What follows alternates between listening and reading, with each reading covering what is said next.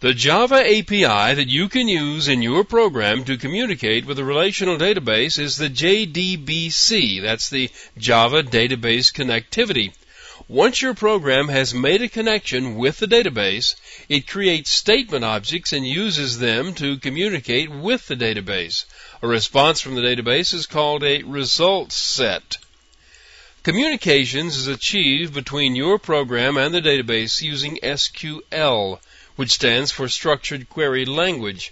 This command syntax is used a lot, and you'll also hear it called SQL or squeal. One fortunate thing has happened. When SQL first appeared, it came out in different dialects for different databases. However, over time, those dialects have merged into one, and we have now what is almost one compatible language for all databases. What this means is that although I'll be using the point-based database, which is one that comes free with J2EE, the syntax of the SQL is the same no matter which database you're using. What differs are the drivers. A driver is software that talks to Java on one end and to a specific type of database on the other. The driver formats the message packets and takes care of communications. All your program does is use the JDBC, which in turn talks through the driver to the database. Drivers are freely available. All you have to do is pick the one you want, download it, and install it. But there are different types of drivers, and you need to be aware of these types to make sure you get the type you want. The types are numbered 1, 2, 3, and 4. A Type 1 driver maps the calls from the JDBC to the calls of the native API of the database. Now, the communication goes through a bridge such as an ODBC. That is, the calls to JDBC are translated to calls to ODBC or some other bridge, which translates those calls into the native API of the database itself. This was designed to work with databases that already had an ODBC driver. Sun's Java site states that Type 1 drivers should not be put into production. They should only be used to prototype systems.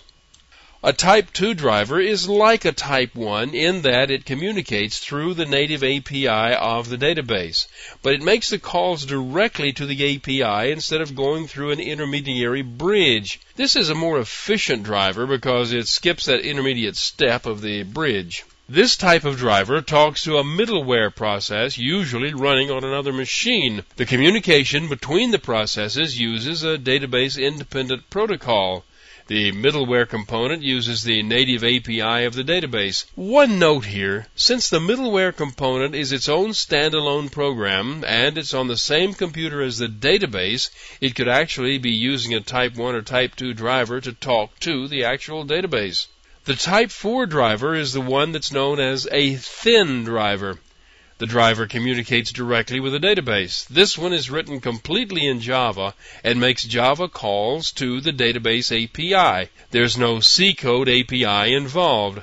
Because it's written entirely in Java, it's portable and is a good choice for systems that need to run on different platforms, Unix, Windows, Mac, so on. You want to install a Type 2 or Type 4 database except in special circumstances. Types 1 and 3 add communication layers that you don't want to have unless you really need them. Types 2 and 4 both perform well, and the only way to be sure which is better on your system is to test them. You can find the driver that you want right here. The makers of database systems want their drivers to be used, so their databases will be used, and they put their drivers on this website to make them available. You select your version of J2EE, the type and version of your database, and you'll be shown the types and names of drivers that will work for you. You pick the one you want, and you download it.